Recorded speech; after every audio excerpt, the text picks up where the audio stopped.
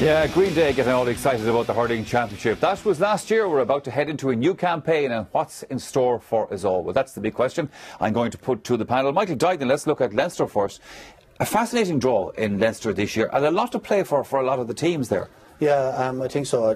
When the draw was made at the time, I remember thinking it couldn't have been a better draw for a lot of companies. Like if Laois and Carlow had a good league and they beat Wexford, they're going to think they have a chance there. Laois have been making progress under Niall Rigney.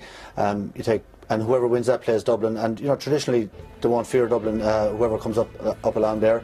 On the other side, Wexford and Galway, Galway you'd say on today operate in Division 1 instead of Division 2, but still Wexford in a championship match can pull off some big performances. Offaly would be expected probably to come through, so I would think it's probably going to be Offaly and Galway in one semi-final, Kilkenny and Dublin in the other, and I'd expect Kilkenny and Galway to make the final, but I think Offaly will be maybe a lot closer than maybe some people would think. I think they're making good progress, and they have a good record against Galway in the championship over the years. So. Yeah, I guess, Cyril, that's the general view that most people would have, that it'll be a Galway-Kilkenny final, but that's making, as Michael Duignan said, maybe a few presumptions at this stage. Yeah, that's assuming that there's no shock in the championship. Yeah. Like, the league is great to win, and it's a different type of hurling. Now, the championship, even though it's knockout, it still has a different cut to it. And even Joe Connolly, in an interview today at half-time, some people were passing remarks, he said it wasn't the same, there was no cut in the game, even though Galway were playing very well, we felt in the studio. But you just look at Wexford, our Division 2 champions, didn't look hectic today. They will have a real cut at Galway below Nolan Park.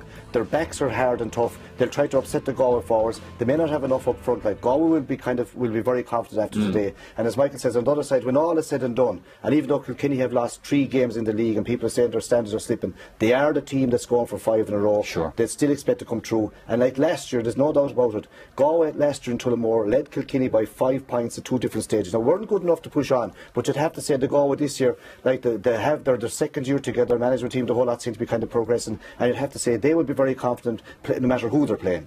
We'll look at the overall picture in a moment, Michael Duignan, but first of all, let's move to Munster and look at the situation there. Now, this one starts with one walloper of a match.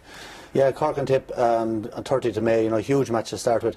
I think a lot depends really on where Tip are. I think Tipperary had a chance to win the All-Ireland last year. They haven't had a very good league, but I think they may be holding a little bit back during the league. But it's the forward line to be looking at. Owen Kelly, Lara Corbett, Noel McGrath, Seamus Callan, four of the forwards. Who's going to make up the rest of it?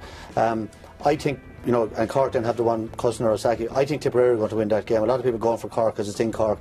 I just have a feeling that Tipperary have a fair bit left in the tank for the championship. On the other side, I expect Waterford to come through, and I think it'll be Tip and Limerick in the semi-final. I expect Tip to come through there, and I have a sneaking suspicion that Waterford could win the Munster Championship this year.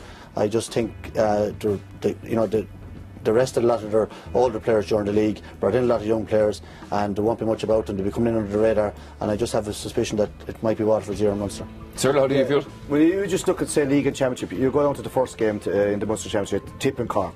42,000 capacity in Páirc Uí Chaoimh, there'll be 42,000 at the match, and that's what you want. The cut and trust will be there. I felt in the league game that Cork were very much up for it, and kind of Tip took let them hit them, as I say early on, and took the belts and drove on. In the championship, it's probably completely different. I just would feel that maybe Tip will get through again. It'll be interesting to see what Cork are going to do. Like today, he left the old half-back line there. John Garner had a good game. Ronan Curran had quite a good game. Sean O'Halpin was definitely caught for pace. Probably Owen Cadden come back in full-back. And it'll be interesting to see who to play full forward and central forward, because they took off Kieran Murphy today, even though we felt he was doing okay. They might only start one of the, we'll call them the giants of being, whether it's Cousin or helping up front.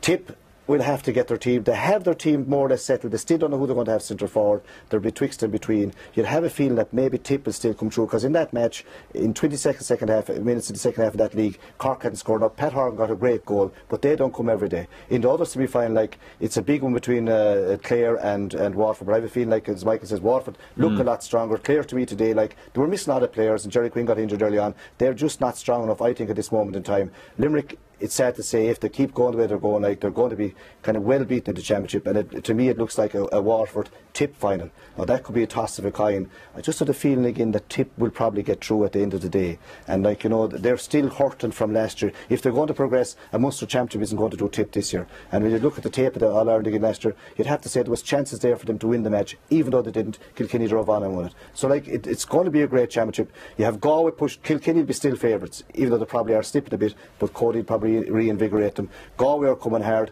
Tipper coming hard, and Waterford and Cork. That seems to be the top 5. I suppose we should give a quick mention to Ulster hurling as well, Michael Duggan. Obviously, we take this in the context of the fact that Antrim are in the Leinster Championship as well. Yeah, they're in both, but you'd expect, between themselves and Down and Derry, to example, Antrim to come through in Ulster, I would say, and then they're in the Leinster Championship as well, which is unusual. But just as Sarah was saying, I think in the overall championship, there's a lot of people out there, I've just noticed them going around, a lot of hurling people who don't think Kilkenny are going to win the All-Ireland this year. They think that maybe they're on the road a long time.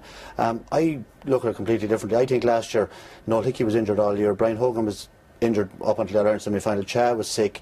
Henry Shelton was only back with his knee injury. Richie Power, that's the spine of their team, and I think they're all back fully fit this year. Galway might catch them in the Leinster final. It might be the place to catch them, but I think overall, I think Kilkenny won't lose 2 matches in the championship, and I think they'll win the All-Ireland. When you put it in that context, you're starting to frighten us about Kilkenny.